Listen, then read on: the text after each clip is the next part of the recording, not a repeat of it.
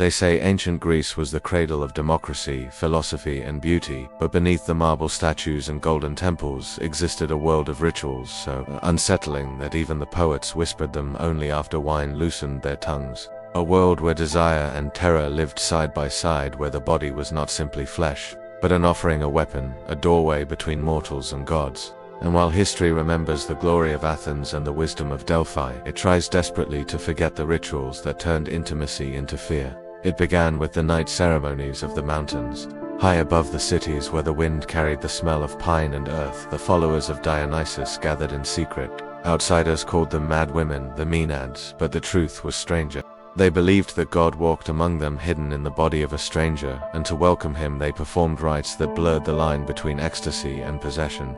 Women tore off their veils, danced until their feet bled, and offered themselves not to men but to the possibility that a god would choose one body to enter. Some returned from the mountains trembling and silent, claiming nothing but cold air had touched them. Others came back with eyes so wild that husbands refused to sleep beside them. The rituals were said to taste like freedom but feel like drowning, and no one who took part ever spoke of what happened at the peak of the frenzy. In the cities another ritual unfolded, one far more controlled, yet no less terrifying. It belonged to Artemis, the untouched goddess who demanded purity to the point of cruelty. In her sanctuaries, young girls were gathered to perform dances, known as the bare rites. Their childhood hair was cut, their clothes removed, and they were remade into symbols of innocence, their bodies meant to reflect the silence before womanhood. But the ritual did not end with dance. A chosen girl would be taken aside, her body painted in ochre, her wrists bound with soft wool. She was led into a dark chamber where the priestesses waited, holding torches whose flames flickered like watchful eyes. What happened inside was never written down, but mothers would tell daughters that Artemis herself inspected the girl. If she was pure, she returned unharmed. If she was not, she came out marked, scratched, or trembling, the priests claiming the goddess had rejected her. And so the fear of shame shaped entire generations of women. Yet even these rituals paled beside the rites of the Thesmophoria, the ceremony meant to honor Demeter, the mother goddess. To outsiders it looked like a harmless harvest festival, but only women were allowed inside, and what happened behind the walls of their sanctuary was so guarded that most of what we know comes from fragments and terrified gossip. It was said the women fasted until they saw visions, then descended into underground chambers filled with the remains of pigs thrown into pits months before their flesh now decayed and crawling. They believed the rotting animals represented the womb of the earth, and to bless their own fertility they touched the remains with bare hands, chanting hymns that echoed off stone walls like the crying of ghosts. Men who tried to spy on the ritual were punished, sometimes beaten, sometimes killed, because the sanctuary was a world where male eyes were forbidden. And the women who attended exited the chambers with pale faces and shaking breaths as if they had confronted not a goddess, but something older. But the darkest rituals belonged to the cults of initiation. These were the ceremonies where a boy became a man or a girl became a bride, and the body became nothing more than a symbol of obedience. In Crete, the coming-of-age ritual for boys involved being seized, sometimes willingly, sometimes not, and taken into the mountains by an older warrior who acted as mentor, guide, and judge. The boy was kept in isolation until he proved himself through endurance, hunger, and fear, and only then was he returned to the village with a feast that celebrated his transformation. Some said it was a noble tradition, others said it was a way to break the boy, remove hesitation, and remake him for the needs of the city. The line between mentorship and domination was thin, and in the old songs it was said that the mountain air carried the cries of boys who failed. For girls, the path was no kinder. In Sparta, the ritual of marriage began not with flowers, but with kidnapping. A future bride would be seized by her groom, sometimes with her family's approval, sometimes without. Her hair was cut short, her clothes taken, and she was left alone in the dark until the man entered. Some saw it as tradition, some as a test of obedience. But many whispered that it was simply a ritual designed to frighten a girl so deeply that she forgot who she had been. The next morning she emerged as a wife, her childhood erased by a night meant to teach silence. Even the festivals of love carried fear within them. At the Aphrodisia, the celebration of the goddess of desire, the priestesses performed purification rites that involved washing the sacred statues in blood from sacrificed animals. Newlywed couples were brought before the altar and told that their union would be doomed if the goddess detected impurity. Couples knelt trembling, the smell of incense and blood surrounding them, while the priestesses chanted words older than the temples themselves. Some women claimed they felt hands on their shoulders even though no one was behind them, as if the goddess herself judged their worth. And then there were the Orphic rites, perhaps the most secret of all. Their followers believed the human soul was trapped inside the body like a prisoner inside a cage of flesh. To escape it, they practiced rituals in absolute darkness, chanting in low voices while touching symbols carved from bone.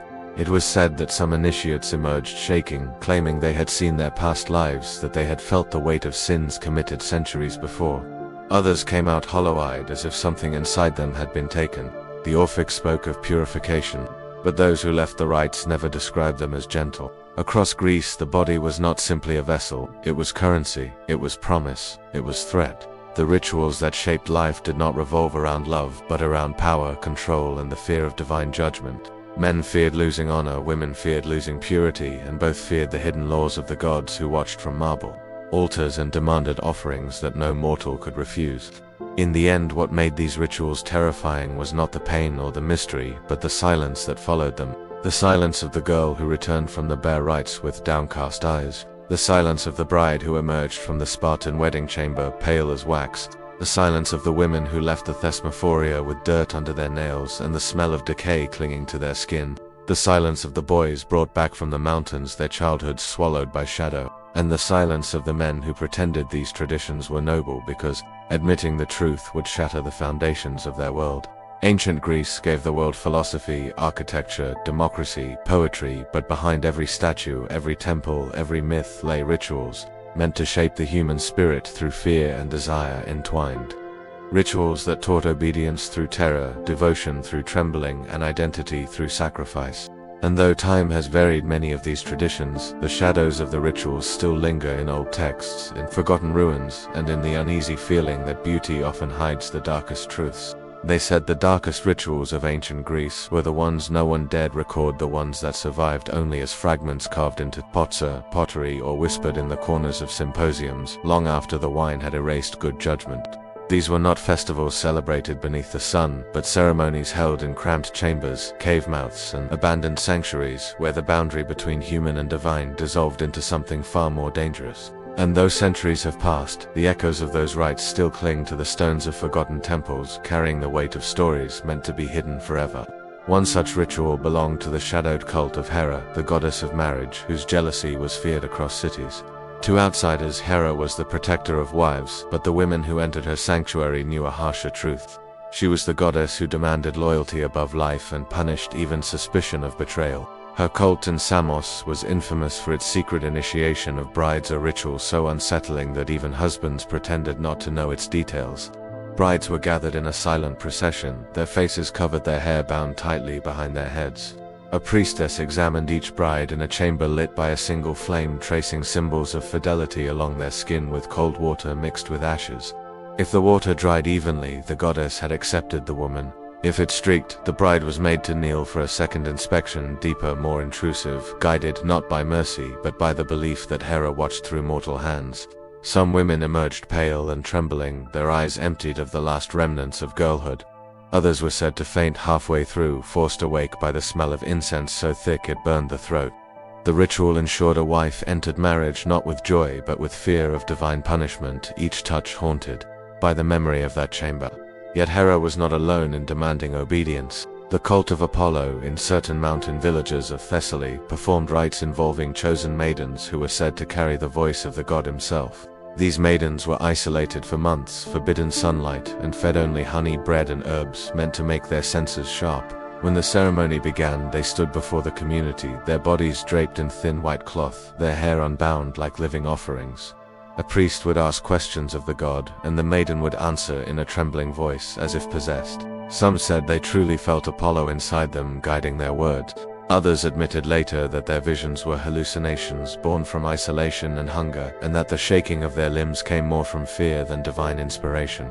But the village believed every word, and those who doubted faced the wrath of both priest and people, a reminder that the gods held power because humans gave it to them willingly. The cult of Hecate, however, belonged to no village. It belonged to crossroads, marshes, graveyards, the places where boundaries weakened and nightmares found purchase. Women accused of witchcraft were sometimes taken to these crossroads, blindfolded and barefoot, led by priestesses who wore veils to hide their faces from wandering spirits. The accused woman would stand upon the dirt while the priestesses drew circles around her with knives, never touching the blade to the skin but letting its cold presence graze her thoughts. Offerings of food, animal bones and herbs were placed at her feet and the ritual began. The woman was asked to confess any hidden sin, for silence angered the goddess. If she confessed, she was forgiven and allowed to leave, though never fully trusted again. If she refused or fainted or screamed, she was claimed by the goddess and made to undergo the night trial. The trial involved walking through the dark, guided only by whispered instructions from unseen followers. Those who survived did so by luck or by instinct. Those who did not became tales told to frighten children. No body ever recovered, only hair or cloth found tangled in tree branches, as if Hecate herself had taken them. There was also the ritual practiced in Lesbos long before poets turned the island into a symbol of love. In those early centuries, the priestesses of an old sea goddess performed initiation rites for young women preparing for marriage. These rites involved the sea itself. The women were taken at dusk to the cliffs, where the tide crashed against the rocks, and forced to stand at the edge, blindfolded, listening to the roar of water below. The belief was that the ocean judged purity by sound. A steady breath meant innocence, a trembling breath meant shame. If the wind shifted suddenly, the priestesses declared that the sea goddess had rejected the woman and she was dragged back to the temple to undergo a cleansing. The cleansing involved cold seawater poured over her head until her teeth chattered and her limbs stiffened. Only then would the priestesses chant the hymns that symbolically washed away whatever the sea had refused. Some women emerged stronger, others emerged broken, but all carried the memory of that cliff and the feeling of the earth threatening to disappear under their feet. Yet even these rituals were gentle compared to the hidden traditions of the oracles, not the famous Oracle of Delphi but the lesser ones scattered across rural regions. The oracle chambers were dark, cramped spaces filled with fumes rising from burning herbs. A woman chosen by the priests would sit upon a wooden stool, breathing in the smoke until her mind floated like a leaf on a river. The visions that followed were unpredictable. Some saw gods dancing in flames. Others saw their own deaths. Some whispered secrets that terrified the priests who wrote them down in shaking hands. And sometimes the oracle screamed a sound so raw it echoed through the stone walls, leaving listeners pale and shaken. After the ritual, the oracle often collapsed, exhausted and confused. She rarely remembered what she had said. Many died young, worn out by the strain of becoming a vessel for prophecy. But their communities revered them, believed them, saw them as bridges between worlds, even when their voices cracked and their bodies trembled like candles burning too fast. In the rural parts of Arcadia, a different ritual existed, one hidden from the cities. It involved a fertility goddess, once adored then slowly forgotten. Her cult believed that human suffering awakened divine favor, and so their ceremonies intertwined pain with blessing. Newly married women were brought before the altar, where priestesses lightly scratched symbols onto their skin using small bronze combs. The scratches did not bleed deeply, but they stung-burned, a reminder that fertility was not a gentle gift but a harsh contract. The priestesses sang as they carved the marks, each line meant to bind the woman to the goddess, the pain meant to open her body to future life. Afterward, the women were given wine mixed with herbs to dull the sting, but many still cried throughout the night, dreaming of the combs scraping across their skin. There were also the festivals dedicated to Pan, the god of the wild, whose presence inspired fear more than devotion. His rites occurred in caves where light barely reached and echoes distorted every sound. Participants were led inside by torchlight, forced to navigate narrow passages while masked attendants whispered chants that seemed to come from everywhere at once. The rituals symbolized surrender to chaos, to the unpredictable nature of the wild. Women and men alike emerged from the caves, shaken, some laughing uncontrollably, others silent for days. The darkness itself had become part of the ritual, a reminder that the human mind could be bent, twisted, shaped by fear. And across all of Greece, one belief remained constant, the idea that the gods watched every moment of passion, every marriage, every union, and judged it without mercy. This belief shaped rituals that governed the first night of marriage. In some villages, a couple was not allowed to be alone until the priestesses deemed the union lawful. The woman was examined for signs of previous intimacy, the man sworn to vows of honor before witnesses. Their first night together was marked by silence, heavy and tense, the memory of the examinations clinging to the air like smoke. Some said the rituals protected purity. Others knew they protected power, the power of priests, elders, and gods, whose approval mattered more than the hearts of the couple themselves. These were the rituals Greece does not celebrate, the ones that survived only as shadows behind the myths, the ones that remind us that beneath the marble perfection of the ancient world lay a universe built on fear, obedience, and the belief that the gods demanded the price of human suffering. They said the darkest rituals of ancient Greece did not die when the temples fell. They slipped into cracks of memory and hid inside rural villages where old gods still whispered beneath the earth. Even after the philosophers declared reason, the new law, and the priests smashed the idols, the rituals survived because fear survives longer than marble. One ritual that lingered in shadows was the ritual of the silent offering. It was performed only on nights when the moon disappeared and the sky turned into an empty bowl of darkness. Women chosen by omen were taken to an abandoned sanctuary where vines strangled the stones and the air felt heavy with old breath. The women were forbidden to speak, they were forbidden to cry. Even breathing too loudly was said to attract the wandering goddess who hunted for voices to claim. Priestesses moved around them, painting their faces with ash until their features vanished beneath a mask of mourning. When the torches were extinguished, the sanctuary fell into a suffocating dark. The women felt invisible hands touch their shoulders and drift over their hair. Some believed these touches belonged to hidden priestesses. Others whispered they were not human at all. If a woman screamed, she was dragged outside and marked as cursed. She would live the rest of her days isolated and watched by fearful neighbors. But if she endured the entire night without a sound, she was greeted at dawn as someone who had stood before divine terror without breaking. Some women never spoke again. Some slept with their faces covered. Others claimed they had heard a voice whisper from inside the darkness, a voice that did not sound like any mortal language. Their silence became their prophecy. Another ritual grew in the older priesthoods of Apollo. It was called the initiation of the burning breath. It took place in a sealed chamber beneath a temple that has now crumbled into dust. The initiate sat on a stone seat while herbs burned in bronze bowls. The smoke filled the air until the chamber felt alive. The herbs made the heart race and the limbs tremble. They created a state where fear felt like a physical presence sitting beside the initiate. The initiate was told that if Apollo found them worthy, the smoke would reveal truth. If they were unworthy, it would twist into frightening shapes that resembled their deepest memories. Some saw only shadows. Others saw figures with hollow eyes staring back at them. Those who screamed were denied the path forward. Those who endured were lifted from the chamber in near silence. They walked with a strange calm as if the smoke had carved something out of them and left an emptiness the world could not fill. But the most feared ritual was older than Apollo and older than Zeus. It was the ritual of the three shadows. It belonged to the people who lived in the mountains before the first Greek cities were built. It was used when a village believed a curse had fallen upon them. A young woman was chosen, not for guilt, not for virtue, but because purity was believed to make her more visible to the shadows that lived in the dark. She was taken to a cave at dusk, her wrists bound loosely with cord, and her hair falling freely. She was not allowed to enter the cave. She was not allowed to turn away. She sat at the threshold as night rose behind her like a second wall. The cave was said to contain three shadows, ancient spirits that were neither living nor dead. Witnesses claimed to see shapes shifting inside the cave mouth even before nightfall. Sometimes the wind blew from within the cave carrying a cold that did not feel natural. The chosen woman was told to keep her eyes open. Closing them invited possession. Some women went blind from terror. Some lost their sense of time. Others claimed they saw three tall figures with strange twisting limbs standing just beyond the moonlight. They swayed slowly as if waiting to be acknowledged. If the woman survived until sunrise, the curse was believed to be lifted, but many never returned. Their bodies were never found. Only scraps of cloth or strands of hair were discovered near the cave mouth as if the darkness had swallowed them whole. Across Greece, one belief remained constant. The divine was not gentle.